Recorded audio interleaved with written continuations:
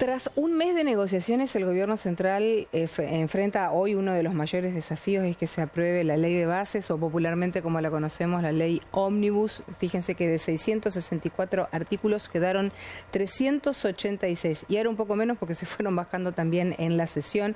El viernes hay que sumarle que se retiró también el paquete fiscal, que tiene varios puntos que son claves y que vamos a pedir ayuda, por favor, para entenderlos. Ayuda a la gente de Ciencias Económicas que toda la semana viene aquí al estudio, Sergio Auque, docente y exdecano de la facultad también. ¿Cómo estás? Y gracias por venir. No, muchas gracias a ustedes por invitar.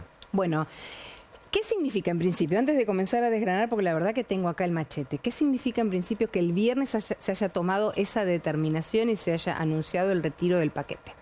A ver, una de las cosas interesantes, creo que para todos, especialmente para los jóvenes, es ver cómo se desarrolla la dinámica del Congreso Nacional y del Poder Legislativo. Es decir, hay un mensaje de ley del Poder Ejecutivo para ser tratado en el Congreso Nacional. Y a través de las distintas negociaciones que se producen entre las distintas bancadas, porque el oficialismo no tiene mayoría, claro, se han ido discutiendo de esos 663 artículos originales, cuáles logran una mayoría para poder pasar. El viernes pasado, el ministro de Economía salió con un discurso público, digamos, en una conferencia de prensa, en un discurso, a señalar que los artículos relacionados con los aumentos de impuestos o las adecuaciones de tributos respecto de que estaban en la ley, se sacaban en su totalidad. Aunque no hayan sido algunos de ellos no habían sido observados, no habían sido atacados realmente. Sí. Y que la idea, lo que se nota de eso, es que se va a tratar en algún momento posterior. Había 4 temas que estaban en la ley básica, que eran blanqueo, moratoria y los temas de retenciones y de bienes personales, retenciones a las exportaciones. Además, se había enviado una ley complementaria 3 o 4 días antes, con modificaciones al impuesto sobre ganancias sobre sueldos y a las escalas de monotributo. En principio, lo que señaló el ministro es que todo eso se retiraba, es decir, se sacaba y no se quitaba del... En realidad, en el dictamen que ya estaba escrito, siguen escritos esos 4 temas, pero hoy, hace una hora, digamos, el secretario parlamentario ratificó la idea de que no se van a considerar. Claro, claro, pero quedan para más adelante, digamos. Evidentemente, porque, a ver, la hoja de ruta del gobierno tiene como objetivo llegar al 0 déficit de resultado financiero, que es muy difícil. Claro. Pero para llegar a ese 0 déficit, ellos mostraban en sus datos que más o menos 1,9 puntos del PBI, de esos 6 que había que lograr, se lograban a través de herramientas que se generaban a través de esta ley fiscal. Y como no se van a tratar ahora, evidentemente no se van a poder lograr en este tiempo, en este momento, y entonces claro, va a haber que encontrar alguna otra forma, normalmente ajustando gasto o tratando esto en el futuro para tratar de llegar a esa idea de déficit financiero 0 en la Argentina que plantea el gobierno. Vos decías, hay puntos claves y uno se pregunta cómo impacta esto, quién, digamos, sale ganando o quién sale perdiendo. Vamos a ir haciendo uno por uno lo que el tiempo nos dé, obviamente. Arranquemos con movilidad jubilatoria. Bien, movilidad jubilatoria en el fondo no es un tema fiscal en particular, no es un tema tributario en particular, sino que es la norma a través de las cuales se actualizan las jubilaciones en general. El gobierno había planteado derogar la actual fórmula, pero no había planteado ninguna fórmula nueva. Entonces, el eliminar este tema del paquete de la ley de bases, lo que hizo fue mantener la actual mecanismo de actualización.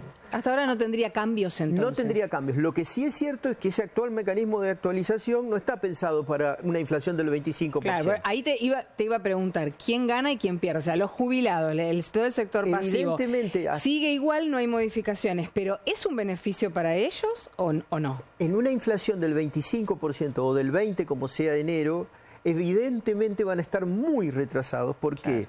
Porque esa fórmula de actualización no capta toda la inflación y además la capta tarde. Entonces, si no hay otros ajustes a través de sumas fijas u otras cosas, las jubilaciones van a ser muy golpeadas de acá a febrero, a marzo, aunque sea que tengan el ajuste de marzo, porque el ajuste de marzo no va a captar todo lo que aumentó la inflación hasta marzo. Ahora, el cálculo o la fórmula, digamos, para que no pierdan tanto con la inflación, se tendría que, la próxima vez que se trate, se tendría que presentar o un cálculo nuevo, una fórmula nueva, o acordarlo, porque tampoco estaba especificado. No estaba especificado, y recordemos que esto viene de que el gobierno anterior, hace 2 gobiernos por lo menos, o 3, daba aumentos casi discrecionales, y la Corte Suprema en un fallo señaló que debía existir una fórmula general respecto de esto. Y esta fórmula se implementó una vez, se cambió 2 veces, se cambió por 3ª vez en el último gobierno, y es necesario que exista una fórmula y que se discuta en el Congreso, evidentemente. Bueno, acá sí tenemos que decir, si ganan o si pierden, ¿qué hacemos? Ponemos un ni. Yo no tengo dudas de que el nuevo gobierno no tiene nada que ver en esto, pero evidentemente la inflación les va a hacer perder muchísimo a los jubilados, lamentablemente. Bueno, pasemos al otro punto, la moratoria. La moratoria y el blanqueo, ayer el diputado Pichetto señalaba que desde la oposición, o sea, desde la oposición que está tratando de acordar con el oficialismo, nunca le habían hecho críticas fundamentales o grandes a la moratoria y al blanqueo. Es más, la moratoria esencialmente, lo único que le habían pedido es que haya alguna ventaja para los contribuyentes cumplidores. Pero en realidad, tanto la moratoria como el blanqueo creo que en futuras etapas deberían salir. Y no hay duda de que la moratoria sería muy bienvenida por las pymes argentinas, porque hay atrasos tributarios marcados y muchos estaban apostando a que esto saliera para tratar de lograr, a partir de la moratoria, regularizar su situación impositiva. Claro, o sea que acá en este caso las pymes o los contribuyentes, digamos, deudores, no estarían siendo beneficiados. No estarían siendo, porque en realidad a partir de febrero AFIP va a poder ejecutar todas las deudas o atacar todas las deudas que existieran sin el beneficio que existía o se pensaba que podía salir de la moratoria. ¿Pero eso qué es? ¿Que van a juicio, digamos, con ejecución fiscal? Si existe deuda cierta, pueden ir a juicio. Claro.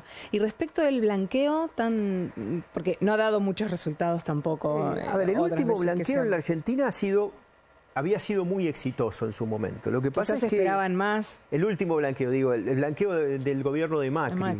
Massa había probado con 2 o 3 blanqueos el año pasado y no lo había logrado, sinceramente. Lo que pasa es que el drama del blanqueo es que implica normalmente una injusticia muy fuerte para quienes cumplieron, pero ante situaciones excepcionales se imponen normalmente estos mecanismos.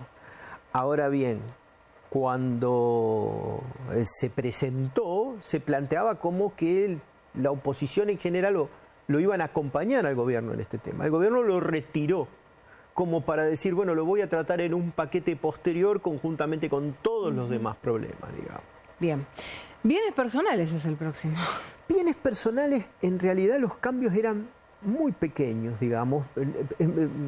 No había ni siquiera, eran cambios más técnicos que en cantidad de dinero realmente a recaudar. Había una posibilidad de adelantar el impuesto a los bienes personales por los próximos años. Había discusiones técnicas realmente, pero no generaron demasiadas rispideces en eso. Bien. También se decía que lo iban a acompañar en el cambio de bienes personales. O sea que ahí, ¿cómo hacemos?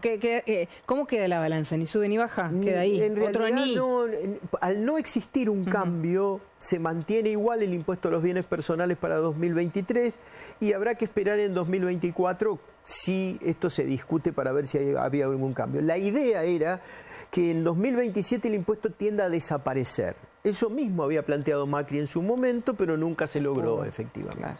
¿Y ganancias?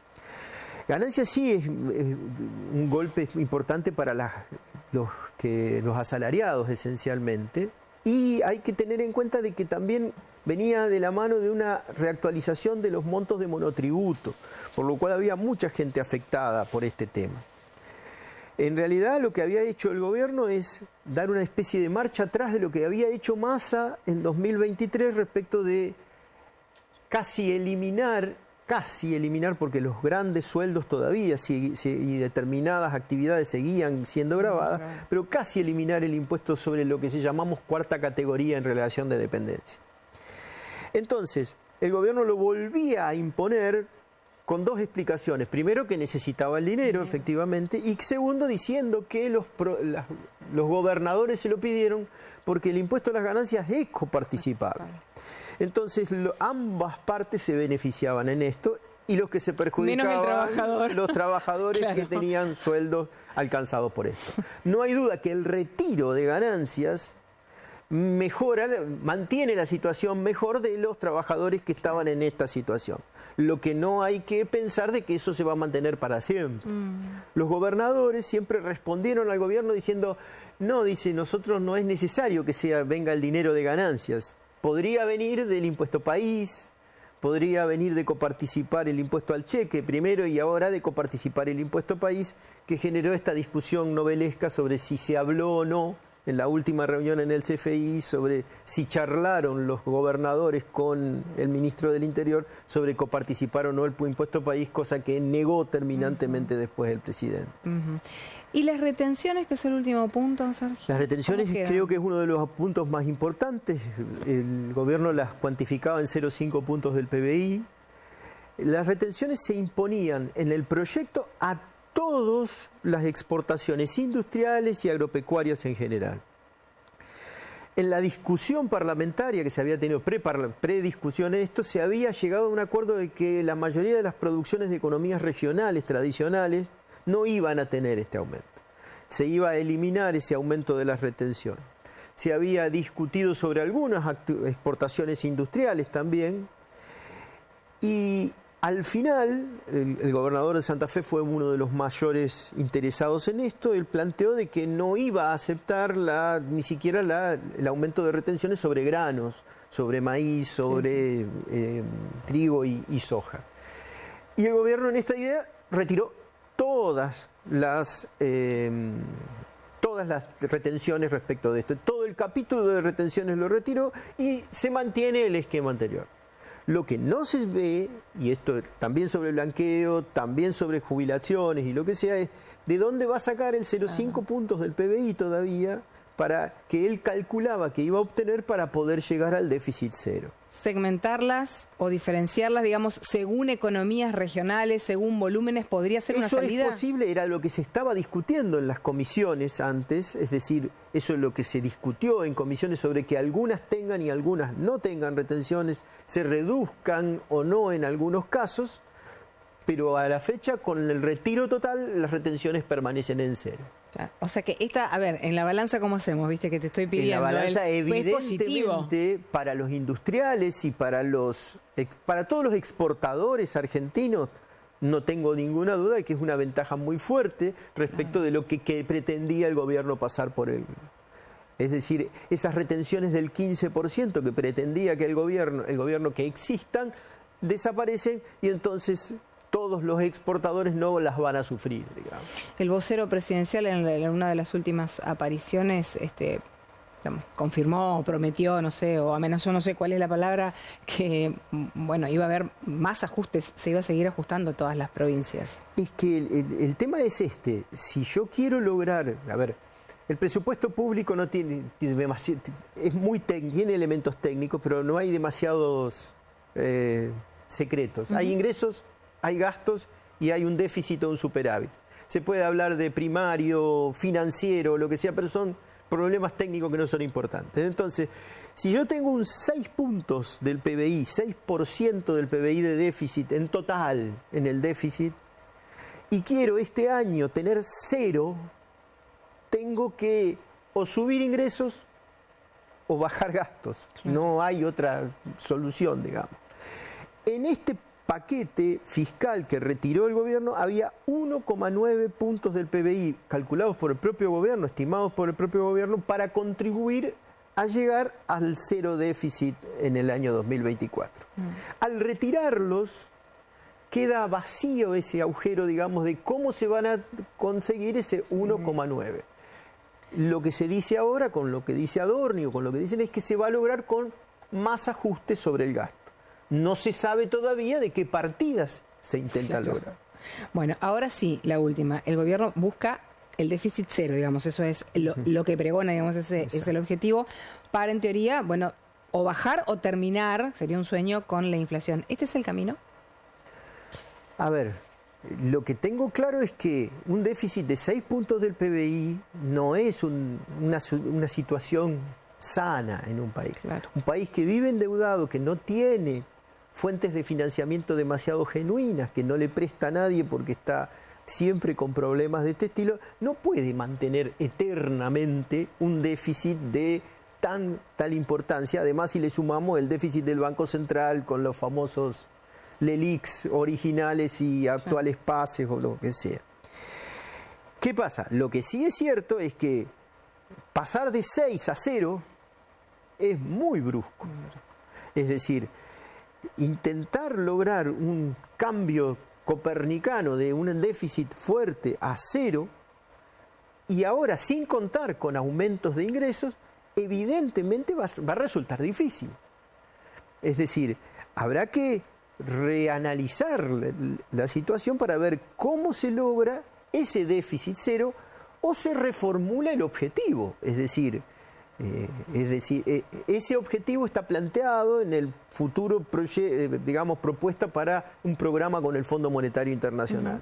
Se podrá discutir con el fondo, se podrá rearmar la política económica para plantear no 0 déficit, sino 2 puntos, 1 punto, no sé, digamos, lo que se pueda. Menos ambicioso. No, pero quizás seguramente en este contexto va a ser muy difícil salir de 6 a ir a 0 directamente. Bien. Clase magistral nos ha dado, profe. Muchas gracias, Sergio Auque, por venir. Gracias a ustedes. Hasta la próxima.